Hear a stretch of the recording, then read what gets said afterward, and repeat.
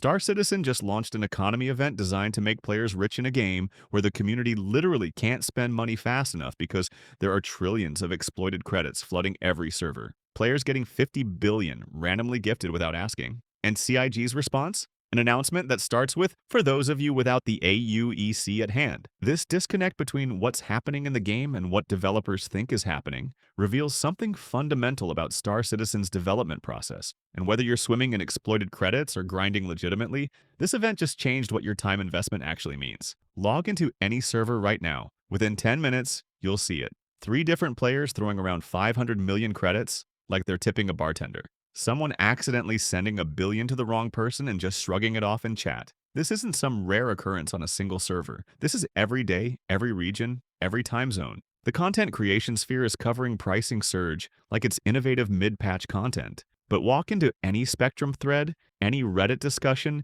any Discord server, and you'll find the same reaction. Did they even play their own game before announcing this? Your effort grinding missions, running cargo routes, building up credits the intended way. The game's economy just confirmed none of it matters when a single player can distribute more wealth in global chat than 1,000 mission runners earn in a month. And CIG just designed an event that pretends this reality doesn't exist. Pricing Surge is CIG's first attempt at mid-patch content drops. Temporary economy changes without requiring a full update. 2 vendors in Stanton, Devlin Scrap and Salvage and Brio's Breaker Yard, are selling at Lazium at premium prices and buying specific commodities above market rate. Thermal foam, tungsten, Amiyoshi plague, Altrucia toxin, and Patambu. The lore justification? Increased capital ship battles created a salvage surplus, so these vendors cornered the market. Think EVE Online's dynamic market events where supply and demand create genuine emergent gameplay opportunities. Except EVE's economy actually functions. EVE doesn't have players casually trading single units of ore for 100 million credits when the intended price is 30,000.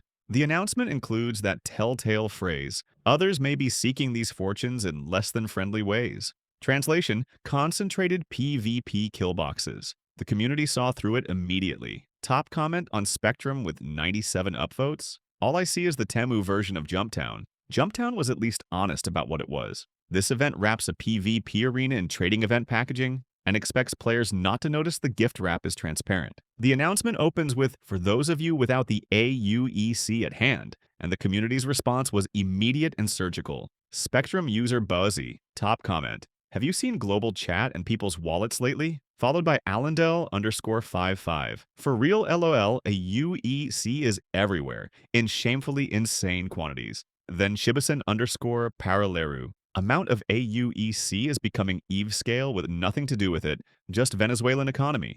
I started to patch my ships with credit chips. That last one isn't hyperbole. Players are literally using money as decoration because there's nothing left to buy. Across 3 different servers, the same pattern repeats. Players offering 30 million for a single SKU of Quantanite, not the intended 30,000, but 30 million. One player reported getting 15 billion gifted randomly from someone who saw them mention they couldn't afford a Prowler. Another player can't refuel their ship because the refueling interface breaks when your wallet exceeds certain thresholds. The game's I wasn't designed to handle this much wealth because it was never supposed to exist. One community member nailed it. I haven't touched a mission in who knows how long. Another. Most people I know have literally millions/billions because people send out money at random, or they had armor that people are willing to buy in upper hundred millions. The armor comment reveals another layer. Rare gear from bunker missions, stuff you'd normally sell for a few $100,000, now trades for 500 million credits. A single piece of Valakar armor? Players offering billions. One SKU of pure Karenite? You're set for life. CIG wrote this event for an economy that stopped existing months ago. 2 camps exist right now. Either you're sitting on illegitimate billions you never asked for, someone just decided your name looked friendly in global chat, or you're grinding legitimately while watching the value of your effort evaporate in real time. Some players are sending tickets to CIG support, asking them to delete money from their accounts. Not transfer it, not lock it. Delete it. Because having too much money breaks core game functions, and they just want to play normally. The question isn't whether the economy is broken. That debate ended weeks ago. The question is why CIG designed an event that requires pretending it isn't. 12 years ago, Tony Zurovec stood in front of a camera and explained Star Citizen's planned dynamic economy system. Supply and demand creating natural price fluctuations. Market forces driving player behavior. Emergent gameplay arising from economic pressures. No developer intervention needed. The simulation would handle everything. The video is still on YouTube. You can watch it right now. The passion in his explanation, the technical depth, the vision of a living economy that responds to player actions in real time. Fast forward to 2026. We have developers manually adjusting prices in a spreadsheet and calling it dynamic content. Spectrum user AstroGecko posted that 2014 video with a simple question. At what point are we allowed to ask when? Another user, Joran, responded, Tony Z's dynamic economy is a lost dream. Someone else linked a more recent presentation about the economic simulation, adding just 2 words, yet lost. This isn't testing a dynamic economy. This is admitting they don't have one. Amazon doesn't have employees manually adjusting every product price based on demand. They built algorithms that do it automatically. CIG promised the algorithm. They're delivering the manual labor and celebrating it as innovation. The announcement frames this as progress. Smaller, targeted pieces of content that can go live without waiting for a full patch. The community sees what it actually is.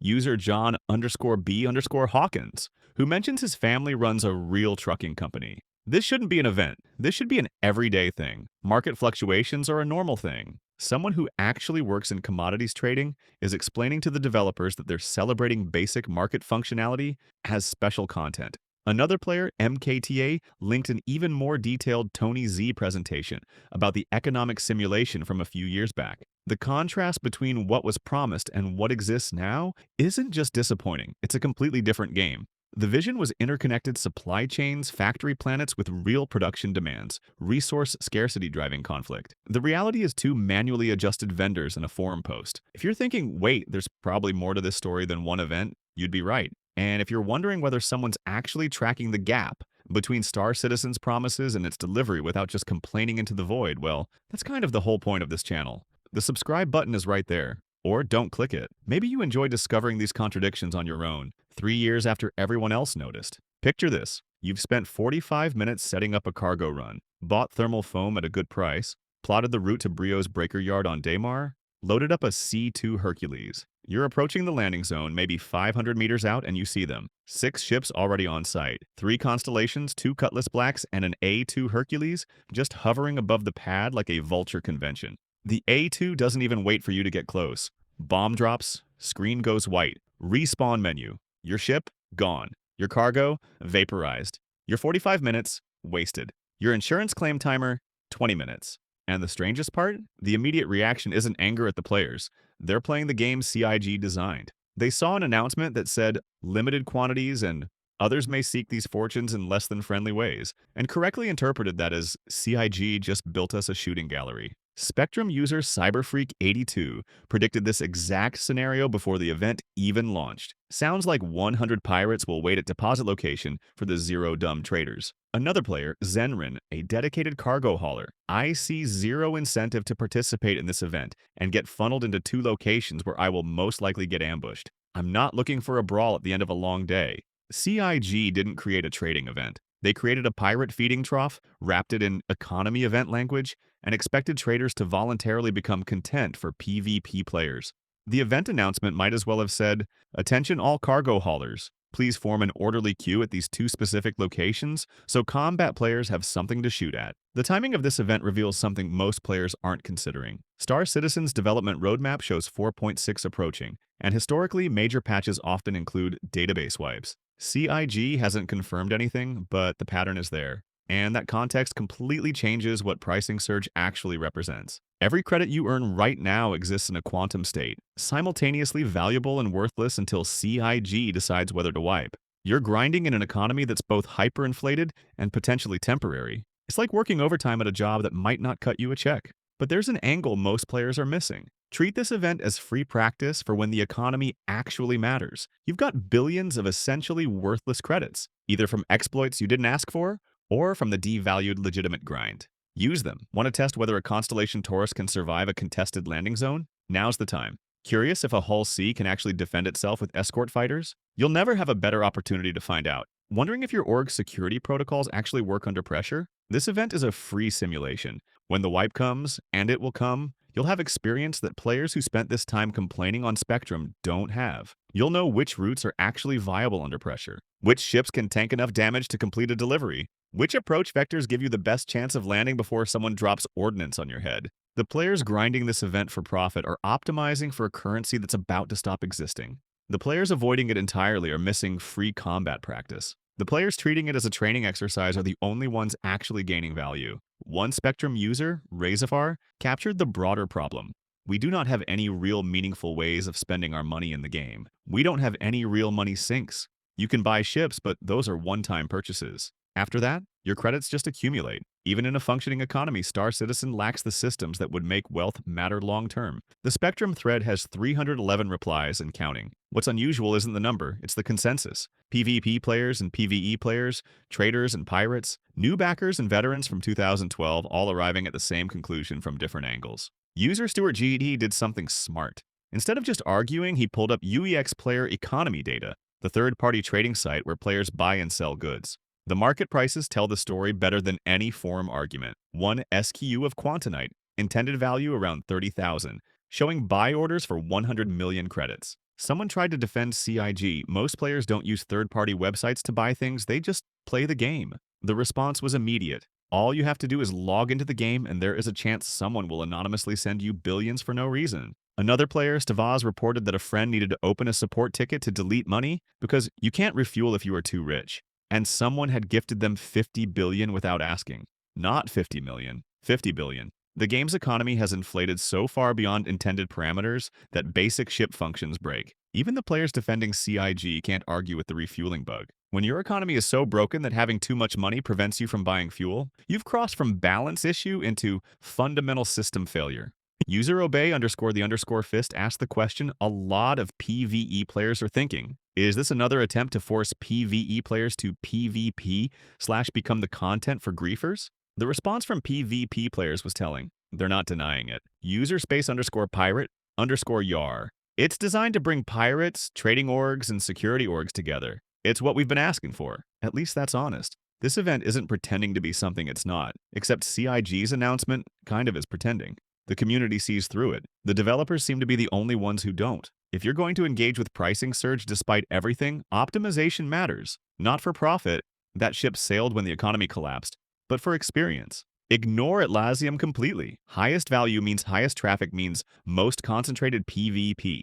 You're not landing, you're not selling, you're just feeding someone else's highlight reel. Focus on thermal foam or tungsten. Lower value, less attention, actually achievable. One player, Raptor X, discovered something useful. The same thermal foam that the event requires can be easily traded from either of the locations in Crusader to Crew L1, making almost 2,000 per SCU. Not event prices, but consistent profit without the PvP gauntlet. Never fly solo to event locations. Not because you need protection, you probably won't survive either way, but because you need reconnaissance. Someone jumps in first, reports enemy positions, and either you abort or you coordinate an approach. One ship is target practice. 3 ships is a tactical problem someone actually has to solve. Land fast, load faster, leave immediately. The moment your cargo hold is full, you're on a timer. Every second on the ground is another chance for someone to line up a shot. Don't wait for full cargo. Don't optimize the load. Get what you can and get out. If you get interdicted, don't fight unless you're in a dedicated combat ship. Submit, eject your cargo, and leave. Your ship's insurance claim is 20 minutes. Your cargo's value is temporary. Your time is the only resource that actually matters. But the real optimization? Run normal trade routes while everyone else is distracted. Crusader to Crew L1, ArcCorp to nearby stations, Microtech distribution centers. While 100 players are fighting over Brio's breaker yard, you're making consistent money at uncontested locations. CIG just concentrated all the pirates in 2 places. Every other trade route in Stanton is safer than it's been in months. There's a layer to this event that becomes obvious once you step back. CIG is testing something, but it's not what they claim. The announcement says they're rolling out smaller, targeted pieces of content that can go live without waiting for a full patch. That sounds like agile development, rapid iteration, responding to player behavior in real time. But look at what they're actually testing, whether players will voluntarily congregate in designated PvP zones when offered economic incentives. This isn't about the economy, it's about population density and emergent gameplay. CIG wants to know if they can create hotspots on demand, if they can direct player traffic to specific locations without using mission markers or explicit instructions, if economic pressure alone can generate the kind of concentrated player interaction that makes for good marketing footage. User Star Morris on Spectrum actually figured this out. CIG probably has to adjust quite a few parameters for the dynamic simulated economy. An event like this gives them the data and experience they need to understand the effects and interactions of their parameters on our player behavior. With the data collected in this way, they can teach StarSim what to do. That's probably correct, but it reveals the problem. They're testing the systems that were supposed to be finished years ago. Tony Zervek's presentations about dynamic economies weren't proposals, they were promises. The simulation was supposed to be running by now, creating these situations naturally. Instead, CIG is manually creating the situations they promised would emerge organically, then collecting data on player responses to teach an AI system that doesn't exist. Yet how to create similar situations in the future? It's backwards. The economy should be driving player behavior. Instead, CIG is studying player behavior to figure out how to build the economy. They're working from the wrong end of the problem, and the community knows it. User evens. Feels a bit out of touch with the current situation. User Okano. Maybe fix the economy before dropping economy content? Or is this just to test how messed up it can get before acting? The answer to that last question is probably yes. This is a stress test, not of the economy. That's already broken. A stress test of whether players will participate in obviously flawed systems if the carrot is big enough. CIG launched an economy event in a broken economy. The community called it out before the event even went live. And the actual value isn't the credits. It's understanding that Star Citizen's development priorities operate independently of the game's current state. Next time you log in, run one contested delivery. Not for profit, for data. Learn what works and what doesn't. Then go back to whatever actually makes the game enjoyable, because that's the only metric that matters. What's your situation with the economy inflation? Sitting on billions you didn't ask for? Grinding legitimately while watching your effort devalue? Avoiding the whole mess and just flying ships for fun? Comments are open. The frustrating part isn't that CIG made mistakes. Every game in development makes mistakes. The frustrating part is launching an event that requires pretending those mistakes don't exist. Next video breaks down why Master Modes is driving veteran pilots away faster than any bug in Star Citizen's history. If you think economy debates get heated, wait until you see what happens when you fundamentally change how ships fly after players spent a decade learning the old system. Stay skeptical, question everything, and remember, in Star Citizen, the real skill is figuring out which promises to believe. Because if manual economy adjustments are the future of dynamic content, the roadmap just got a lot longer than anyone expected.